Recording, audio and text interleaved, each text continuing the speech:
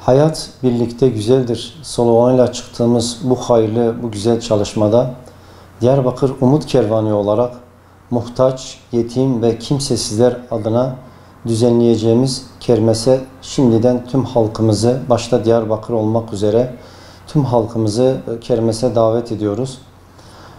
Bu kermesin amacı çaresiz, yetim ve kimsesiz olan bu mağdur ailelerimize yönelik bir destek çalışması olacak. Güzel bir etkinlik olacak.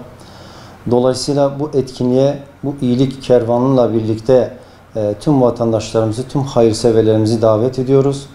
İnşallah gerçekleştireceğimiz bu kermeste 13-18 tarihleri arasında 15 Temmuz Şehitler Parkı'nda sabah 10 ile akşam 21'e kadar sürecek 6 günlük bu kermesimize başta Diyarbakır esnaflarımız, hayırseverlerimiz olmak üzere tüm vatandaşlardan, bağışçılardan bu hususta da desteklerini ve katkılarını bekliyoruz.